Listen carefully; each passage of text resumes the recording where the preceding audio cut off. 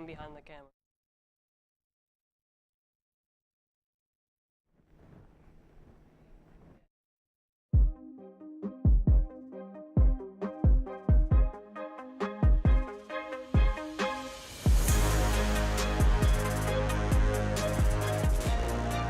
Good morning, Wildcats. Today is Monday, May 13th. Please rise for the pledge. I pledge allegiance to the flag of the United States of America, to the republic for which it stands, one nation, under God, indivisible, with liberty and justice for all. A moment of silence. Please be seated. You know what I low-key love? Maple trees. Facts. Snowy owls, too, and cute little baby harp seals. You're right, my guy. Wonder if other people at WB feel the same way. I hear you, fam. Why don't we yeet up a video about it real quick?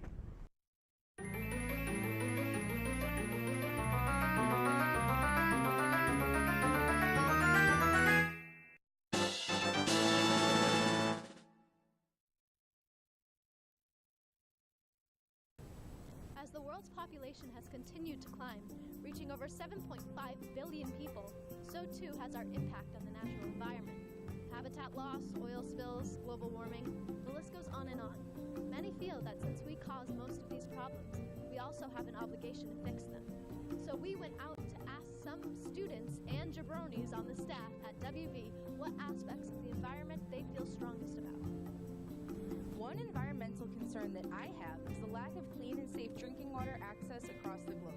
Roughly 35% of the world's population does not have constant access to clean drinking water, which creates huge health and sanitation problems in those areas. Access to clean drinking water is super important, which is why we need to do more to protect and clean up our environment. Polar bears are one of my favorite apex predators, and they are dying off in large amounts from exhaustion and loss of habitat due to them having to swim miles after miles in order to attempt to hunt for food. They need to swim so much further because of the melting of the polar ice caps, and their death because of that is not okay. Birds are awesome. I legit go bird watching in my free time.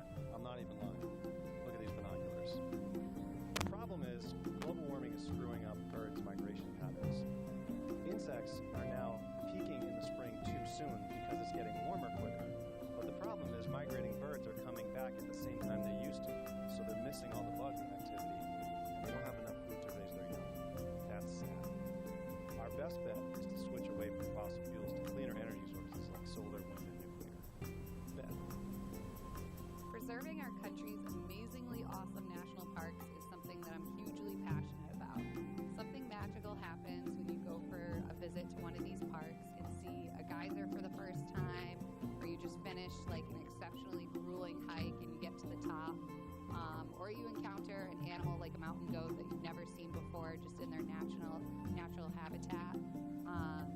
I think it's important that we really visit these parks, that we support them, experience them firsthand, leave no trace when we do visit the parks, and we need to advocate for further funds to preserve them. And just by visiting, you are being a part of that process and preserving something for generations to come. I read a recent thing following the Notre Dame building tragedy that over $1 billion were donated practically overnight to fund the rebuilding, all from around the world. That money could easily be used to clean up the Great Pacific Garbage Patch, give Flint the clean water they still need, or preserve endangered species and habitats. How much nicer would it be to walk on a clean beach rather than stepping on litter and trash? One thing I think is good to keep in mind is where food comes from and how it's produced. I know there's a push for organic products, and that can be a good thing, but if we try to keep in mind our health as well as that of the planet, I just think that a larger focus locally as opposed to or in addition to organic makes more sense. For example, if something's produced organically, shipped 8,000 miles using fossil fuel-powered transportation, that doesn't seem like it's an environmental concern I have is specifically our use of plastic and where it's going. When we use plastic straws, most, if not all of the times, we throw them away, and the straws and other plastics end up in the ocean, and then sea turtles suffer the consequences. I just don't see it as fair that we trash the planet aimlessly while other organisms are suffering because of it. So as you can see, our school has a lot of passion for the environment and nature. Hopefully environmental awareness will continue to increase in the future. Thanks, everyone. That'll do it Thanks, for us. everyone. That'll do it for us. Yo, that vid was straight fire, bruh. Bet it was mint, thanks to the video production crew. Seniors, reminder that your community service hours are due before your graduation. Please turn them into the guidance office. Today is day 10 of the 20-day Mental Wellness Challenge. Today's challenge is to get rid of 10 things you never use. Officer elections for the class of 2021 and 2022 will be held later this month.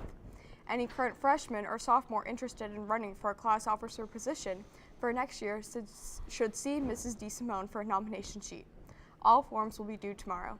Attention all high schoolers, mark your calendars for the spring semi-formal, which will take place this Friday from Friday, May 17th.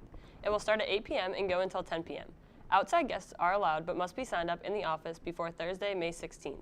Tickets will be $7 a head and $10 at the door, and will be sold starting today. West Bridgewater defeated Southeastern 15-7 behind the stellar pitching of Paul McCafferty. McCafferty went 5 innings, gave up 5 hits to go along with 4 Ks and 2 BBs. He was plagued by some poor defense at West Bridgewater, committed 8 errors, and allowed 7 runs to be earned. The offense was a bright spot on the day as Craig Dunn, Matt Lavoie, and Devin Jorgantis combined to go 8 for 13 with 5 RBIs and 8 stolen bases. John Dragonetti had 3 RBIs, and Kurt Heath had a huge 2 out of 2 RBI pinch hit single to put the game out of reach. Nathan Raza and Craig Dunn closed out the game with a solid inning, each on the mound for West Bridgewater. WB improves 9-2 and 8-0 in the Mayflower League. The JV team fought back from a 5-0 deficit to beat Southeastern 7-5 on Saturday. It was a total team effort that really showed their mental toughness and never quit attitude. Great game. Check out the lost and found in the office before it is donated or thrown away. Raffle tickets are now being sold for a front row parking spot at the class of 2019 graduation ceremony. One lucky winner will score a front row spot. Tickets are 1 for $5, 3 for $10, and 10 for $20.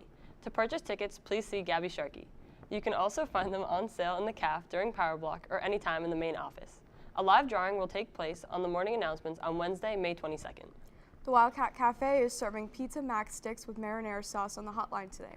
Chicken patties and burgers are at the grill, and the pizza station has cheese slices. The featured grab-and-go wraps are turkey bacon ranch and chicken parmesan, along with Fiesta chicken salad bowl. Freshly baked cinnamon rolls and assorted breakfast sandwiches are available at break. A happy birthday to Nora Brodel. To Mr. Cray, thank you for all you've done for us in the past 6 years. We'll miss making up super early to be here and do the announcements, though we may not miss waking up the early part. This place has been our home for nearly 4 years, and it's going to be bittersweet to leave. Again, thank you for everything. And for the very last time, that's all for the announcements today. On behalf of Megan, Mr. Cray, Olivia Harvey, Morgan Mitchison, Melanie Rolfe, myself, and the class of 2019, see you at graduation. Thanks, guys. As most of you probably don't know, this is the last morning broadcast for the behind-the-scenes crew here at the TV studio. These guys have been getting to school at 7 a.m. every morning to get the announcements out to our staff and student body. A majority of them have been involved since we went out live for the first time when we all came back from Christmas break in January of 2016. Who would have known that a handful of 12-year-olds in Video Club would eventually be producing over 500 shows for our school and community? I hope you join me today in thanking Abby, Megan, Melanie, Morgan, and Olivia for a job well done. Guys, it's time to hand over the reins, but you'll always be the original crew.